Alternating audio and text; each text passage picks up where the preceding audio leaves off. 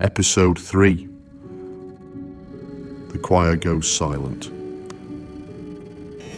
For over 10,000 years, the Imperium of Man endured because it could communicate. Across a galaxy spanning more than 100,000 light years, messages travelled through the warp. Warnings, orders, declarations of war, pleas for aid. Without those messages, the Imperium would cease to function. Without them, humanity's empire would fragment into isolated worlds, alone, blind, lost. The vast machinery of the Imperium depended upon a rare and fragile resource: psychers. Among the countless billions of mankind, a tiny fraction possessed the ability to touch the immaterium. Most were destroyed, many were consumed. Some became monsters, but a select few were trained and sanctioned. These individuals became the astropaths, the voices of humanity. Through them, entire sectors remained connected. Through them, crusades were coordinated. Through them, the Emperor's will travelled between stars. And it was through them that the first true warning arrived. Not from the edge of the galaxy. Not from an explorator fleet, not from some forgotten watch station, but from the minds of those who stared into the warp every day. The first reports were easy to dismiss. An astropath on a mining world suffered a seizure during transmission. Such things happened. The warp was dangerous. The human mind was fragile. No one paid attention. Then another astropath suffered a similar collapse. And another and another. Soon dozens of incidents were being reported across multiple sectors. Each appeared unrelated, different worlds, different choirs, different circumstances, yet all shared one peculiar detail. The victims described dreams. The same dreams. At first the similarities were subtle. A feeling of falling, a sensation of drowning, darkness stretching endlessly in every direction. Most Imperial authorities assumed the phenomenon was some new form of psychic contamination. Perhaps a warp disturbance, perhaps a chaos cult, perhaps merely coincidence. The galaxy possessed no shortage of horrors. One more was hardly noteworthy. Yet the reports continued, and with each passing month they became stranger. On the shrine world of Belorus Prime, an entire astropathic choir awoke simultaneously in the middle of the night. 300 souls, every one of them screaming, every one of them speaking the same words. Witnesses later testified that the event lasted less than 30 seconds. When it ended, the chamber fell silent. Many of the astropaths had collapsed unconscious. Several never recovered. When questioned, their descriptions were identical. They spoke of a vast darkness, not empty darkness, living darkness, something moving beneath an ocean of stars, something watching, something hungry. The local authorities dismissed the incident. The report was archived. Weeks later, the same thing occurred on another world, then another, then another. Soon investigators began noticing a pattern. The dreams were spreading, like an infection, across sectors, across segmentums, across the Imperium itself. The first person to recognize the significance of these events was not an Inquisitor, nor a Lord Commander, nor even a senior member of the Adeptus Astra Telepathica. It was a Navigator, a veteran servant of one of the great Navigator houses, a man who had spent centuries guiding vessels through the warp. Unlike astropaths, Navigators possessed a unique perspective. They did not merely touch the warp, they looked directly into it. They saw currents invisible to ordinary minds. They sensed disturbances long before others noticed them, and what he saw terrified him. During a routine transit, he observed something impossible, a shadow. Not a warp storm, not a demon, not any known phenomenon. A shadow, a region of psychic darkness, moving through the immaterium itself. The Navigator immediately terminated the transit. The vessel emerged from the warp far ahead of schedule. Its crew assumed a malfunction had occurred. The Navigator refused to explain. For 3 days he locked himself inside his sanctum. On the 4th day, attendants forced entry. They found him dead. His journals survived. Most were incoherent, yet one passage appeared repeatedly, again and again, written hundreds of times across multiple pages. The same sentence, "Something is coming." As the months passed, the situation worsened. Astropathic messages began arriving corrupted. Entire sections vanished. Words disappeared from transmissions. Phrases became fragmented. Some messages arrived as little more than screams. Others contained strings of symbols that defied interpretation. At first, authorities blamed the warp. They always blamed the warp. The Imperium was notoriously unpredictable. Communication failures were common. Yet, experienced astropaths insisted this was different. The interference felt deliberate, focused, directed, as though another presence occupied the psychic pathways humanity relied upon. A presence growing stronger, closer, more aware. One transmission, recovered from the eastern fringe, became particularly infamous. The original message was never identified. Its sender remains unknown. Its destination was never determined. The transmission itself consisted of only 3 words, repeated thousands of times. It is too many, nothing else. No context, no explanation, only that phrase, again and again and again. Many dismissed it as madness. Others suspected a hoax.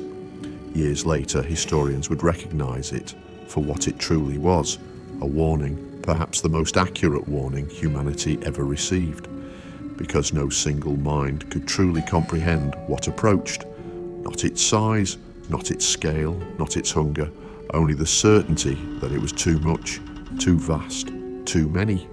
Far away, beyond the knowledge of almost everyone in the Imperium, Explorator Fleet Vesta 9 continued its desperate journey home. Its warning raced toward terror. Its evidence moved through countless relay stations. Yet information travelled slowly across a galaxy, especially information so unbelievable.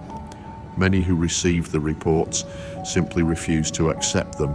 Entire dead worlds, silent galaxies, objects larger than fleets, psychic disturbances crossing intergalactic distances. The claims bordered on absurdity, and so the warning spread slowly, too slowly, while humanity debated, while bureaucracies argued, while officials demanded proof. The shadow continued to grow. Across the Imperium, psychers began disappearing. Some vanished into madness, others lapsed into comas, a few simply stopped responding altogether. Medical examinations revealed nothing unusual. Their bodies remained alive, their minds did not. One physician described the phenomenon in chilling terms. It was as though something had reached inside and switched them off. The phrase spread quickly, switch them off. An impossible concept, yet increasingly difficult to ignore, because every week brought more cases, more victims, more silence, and somewhere beyond the stars, something listened. The Imperium of Man had faced psychic catastrophes before, demon incursions, warp storms, possession outbreaks, entire worlds consumed by the predations of chaos. Such horrors were terrible, but they were understood, at least in part. There were procedures, protocols, ancient doctrines developed over 10,000 years of war against the warp. Humanity knew how chaos behaved. Humanity knew what demons wanted. Humanity understood the shape of those nightmares. This was different. The reports arriving from across the Imperium did not fit any known pattern. The victims described no demons, no temptations, no voices whispering promises of power, no corruption, no bargains, only pressure, an immense psychic pressure.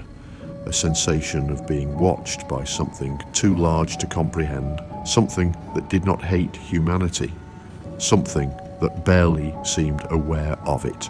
And somehow that realization was even more terrifying. The first major investigation began in Segmentum Obscurus, an astropathic relay station designated Relay Sigma 9 had suddenly ceased all communication. The station was important enough that its silence could not be ignored. Hundreds of Imperial worlds relied upon its transmissions. Military operations depended upon its psychic relays. Entire sectors communicated through its choirs. When contact was lost, a response vessel was dispatched immediately. What they discovered would become one of the most disturbing incidents ever recorded by the Adeptus Astra Telepathica. The station was intact, its reactors functioned normally, its life support systems remained operational, no signs of battle existed, no evidence of sabotage, no indication that anything had gone wrong, yet every astropath aboard was dead. 312 souls, all deceased, all found exactly where they had been working. Many remained seated at their transmission thrones, others lay collapsed across the floor. Several still clutched psychic amplifiers in lifeless hands. Medical examinations revealed no wounds, no poison, no disease, nothing. The bodies appeared perfectly healthy, except for one detail. Every victim had suffered catastrophic neural destruction. Their brains had effectively burned themselves out. Simultaneously, the probability of such an event occurring naturally was effectively zero. The Imperium had never seen anything like it. As investigators searched the station, they discovered something even stranger. One of the transmission chambers had been sealed from the inside. When the door was breached, they found the walls covered in writing, thousands of words carved into metal plating, scratched into stone, etched by bleeding fingers. Some messages were incoherent, others consisted of fragmented prayers. Most were impossible to interpret, yet one sentence appeared repeatedly, again and again, across every surface. The same message: "We are not alone." No one knew who had written it. No one knew why. The phrase would later become infamous throughout the highest circles of the Imperium, because it captured a realization humanity had avoided for millennia. The galaxy was not the whole story. Something existed beyond it, something vast, something approaching. The Inquisition soon became involved. Initially, their conclusions seemed obvious. Chaos. The answer was always chaos. Every unusual psychic event eventually led back to the warp. At least that was what centuries of experience suggested. Investigation teams were assembled, evidence collected, witnesses interrogated, entire populations screened for signs of heresy. The results were baffling. Nothing pointed toward chaos. No demonic residue, no warp corruption, no cult activity, no signs of possession. Every lead ended in failure. One Inquisitor reportedly spent 6 months pursuing a suspected chaos conspiracy linked to the incidents. His final report contained only a single sentence: "The evidence refuses to fit." For perhaps the first time in Imperial history, the Inquisition faced a psychic threat that did not originate from the warp. The realization made many deeply uncomfortable. Because if it wasn't chaos, what was it? Meanwhile, the Navigator houses faced a crisis of their own. More and more Navigators reported unusual experiences during warp transit. The descriptions varied, yet certain themes emerged repeatedly. Darkness, distance, pressure, an overwhelming sensation of scale. Some described feeling watched. Others reported sensing movement far beyond the boundaries of the immaterium. One navigator compared the experience to standing beneath an ocean while something immense passed overhead. comparison became widely repeated because it felt accurate. The warp itself seemed different, not corrupted, not disrupted, crowded, as though another presence had begun pressing against it from beyond, something impossibly vast. The first navigator to publicly speak about these fears caused a scandal. A respected member of House Belisarius, he addressed a gathering of senior navigators and delivered a warning. According to witnesses, he spoke calmly for nearly 20 minutes. He described strange currents, unusual psychic pressure, growing disturbances near the eastern fringe. Then he reached his conclusion. There is a mind approaching the galaxy. The chamber reportedly erupted into argument. Many dismissed the statement immediately. Others demanded evidence. The navigator simply shook his head. Then he said something historians would remember long after his death. I do not think it is approaching. I think we are only now becoming aware that it was always there. 3 days later, he was found dead. Officially, the cause was natural. Few believed it. Throughout this period, reports continued arriving from every corner of the Imperium. Entire astropathic choirs experiencing identical nightmares. Psychers collapsing without warning. Communications degrading. The phenomenon was accelerating.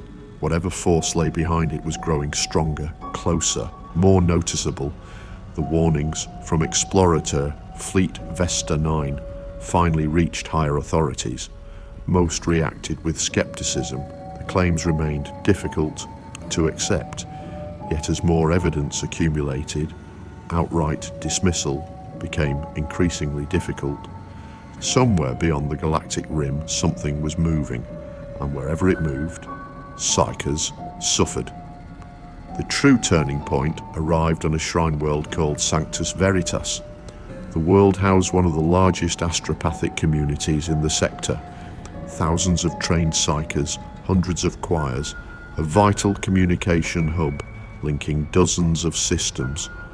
Without warning, every astropath on the planet experienced the same vision, every single one, regardless of rank, regardless of location, regardless of experience. The event lasted less than a minute, yet its consequences would echo throughout the Imperium. Witnesses described chaos, screaming, seizures, mass panic, entire transmission chambers collapsing into disorder. When the episode ended, more than 400 astropaths were dead. Hundreds more suffered permanent mental damage. The survivors told investigators the same story. They had seen darkness. Not ordinary darkness, not absence, presence, a living shadow stretching across the void between galaxies, something vast enough to eclipse thought itself. Something so immense that the human mind could barely perceive it. Many could not adequately describe what they had witnessed. Some broke down while attempting to explain. Others refused to speak at all. One survivor managed only a single sentence before losing the ability to communicate entirely. It looked back. Those 3 words began appearing in classified reports throughout the Imperium. It looked back, a terrifying implication, because it suggested awareness. Not merely a force of nature, not merely a disaster, a consciousness, a mind, a predator. By the end of the year, panic was beginning to spread through the highest levels of Imperial authority, quietly, secretly, behind sealed doors. The public remained unaware. Most worlds continued their daily lives. Most citizens knew nothing of the growing crisis. Yet among astropaths, navigators, inquisitors, and senior officials, a terrible possibility was emerging. Perhaps the approaching threat was not merely physical. Perhaps the dead worlds discovered beyond the galactic rim were only one aspect of the danger. Perhaps the shadow itself was a weapon. And if the psychic pressure was already killing trained psychers from beyond the galaxy, what would happen when the source finally arrived? No one possessed an answer. and that frightened them more than anything else. By the beginning of the following year, a quiet fear had begun to spread through the highest institutions of the Imperium. Not among ordinary citizens, not among planetary governors, not even among most military commanders. The fear existed among those who could sense what others could not. Astropaths, navigators, psychers, those cursed and gifted individuals whose minds touched the warp. For months they had reported the same impossible phenomenon, the same dreams, the same pressure, the same growing sensation that something vast was approaching the galaxy. And now, for the first time, Imperial authorities made a decision. If the phenomenon possessed a source, they would find it, no matter the cost. The task fell to one of the most powerful sanctioned psychers in the Imperium. His true name has long since been lost. Most records refer to him only as Subject Primus, an alpha-level psyker, one of the rarest psychic individuals humanity had ever produced, a man capable of feats that bordered on the miraculous. Entire astropathic choirs struggled to match his power. For decades he had served the Imperium. His mind had survived horrors that would have destroyed lesser souls instantly. If anyone could identify the source of the disturbances, it was him. Preparations lasted weeks. Psychic amplifiers were assembled, protective wards inscribed, astropathic support teams gathered from across multiple sectors. Every precaution was taken, every safeguard activated. The objective was simple: locate the source, observe it, report findings, nothing more. The attempt began inside a sealed chamber beneath one of the Imperium's most secure facilities. Thousands monitored the experiment, hundreds prayed. Subject Primus entered the trance without difficulty. His consciousness slipped into the immaterium. At first, everything proceeded normally. He navigated familiar psychic currents, passed through regions known to Imperial scholars, moved beyond the boundaries typically explored by human minds. Then he continued further and further and further still toward the darkness, toward the source. Observers, monitoring his vital signs, noted the first abnormalities after 17 minutes. Elevated neural activity, accelerated heart rate, sudden fluctuations in psychic output. None were considered alarming. The psyker pressed onward, searching, reaching, extending his awareness across impossible distances. The support teams listened carefully as he described what he perceived. At first, his observations were fragmented, broken, difficult to interpret. Darkness, silence, distance. Then his voice changed. Witnesses would later struggle to describe the transformation. Some claimed fear entered it. Others insisted it sounded like awe. Several compared it to a man staring over the edge of an abyss. Whatever the truth, everyone present understood something had changed. Subject Primus had found something. For several moments he remained silent. Then he spoke. One sentence, quietly, almost reverently. "It's alive." The chamber fell silent. No one interrupted. No one moved. The psychic continued. "It's not a storm. It's not a warp entity. It's..." His voice faltered. For the first time during the entire experiment, uncertainty entered his words. "It's a mind." Several observers exchanged uneasy glances. The psyker's breathing accelerated. Psychic output surged. Monitoring equipment began issuing warning alerts. Still he continued. Still he looked. Still he reached further into the darkness. And then the source noticed him. Everything changed instantly. Witnesses described the event as a psychic detonation. Alarms erupted throughout the facility. Protective wards shattered. Amplification systems overloaded. Dozens of support psychers collapsed unconscious. Several died immediately. At the center of the chamber, Subject Primus screamed. Not from pain, not at first, from shock, absolute shock. His eyes snapped open, blood poured from them instantly. His body convulsed violently, yet somehow he continued speaking. His final words were recorded, preserved, studied, feared, even centuries later. It's looking at us.